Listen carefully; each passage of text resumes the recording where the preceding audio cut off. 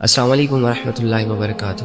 میری بات سنو، چاہے تم لڑکی ہو چاہے تم لڑکے ہو، پورے غور و فکر سے اور دل سے اور پوری سننا۔ تمہارے دل میں بھی گلے شکوے ہیں نا کہ کوئی نہیں ہے تمہارا؟ کسے بتاؤں اپنے دل کے راز؟ یہ دنیا میرے ساتھ ایسا کیوں کر رہی ہے؟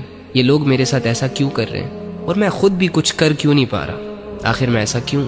جب انسان دنیا کی زندگی کو ہی سب کچھ سمجھ لیتا ہے نا، تو واللہ وہ اس سٹیج پر چلا جاتا ہے کہ دنیا کی زندگی اسے سمجھ نہیں آتی۔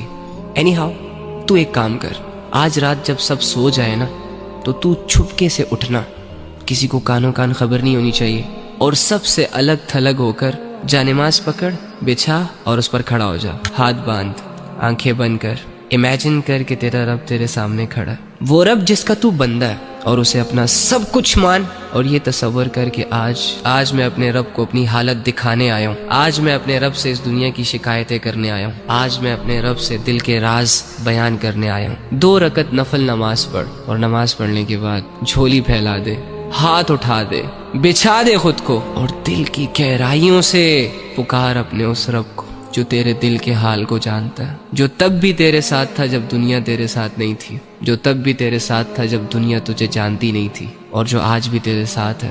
وہ اکیلا کافی ہے تجھے سنبھالنے کے لیے۔ اگر تو گر چکا ہے تو وہی تجھے اٹھا سکتا ہے۔ اس یقین، اس امید، اس تصور کے ساتھ اپنا حال دل اپنے رب کو سنا۔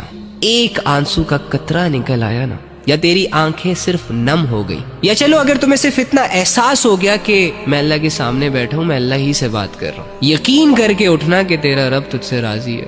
اللہ کے سامنے کھڑے وہی ہوتے ہیں جن کو اللہ کی ضرورت ہوتی ہے۔ تو اللہ کے بندو، آپ کے مسئلے کس نے حل کرنے ہیں؟ عاملوں نے؟ کالے جادو والوں نے؟ کس نے کرنے آپ کے مسئلے حل؟ اللہ نے کرنے ہیں نا۔ تو اللہ کہاں ہے؟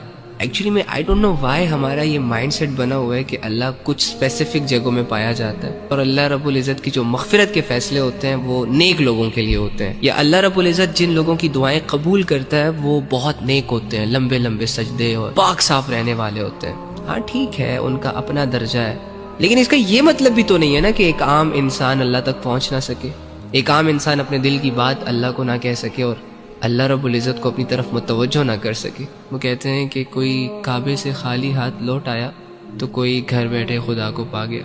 آپ کو نہیں لگتا کہ جو کمزور ہوتے ہیں، جو عام لوگ ہوتے ہیں، جو مظلوم اور فقیر قسم کے لوگ ہوتے ہیں، جو خالی ہاتھ ہوتے ہیں، معاشرے کو زیادہ تر ترس انہی لوگوں پر آتا ہے؟ تو اگر آپ اپنے آپ کو یہ مان بیٹھے ہیں کہ ہم گنہگار ہیں، ہم بدکار ہیں، تو دوسری جانب یہ بھی تو یقین کر سکتے ہیں نا کہ اللہ رب العزت آپ کی طرف زیادہ رجحان کرے گا۔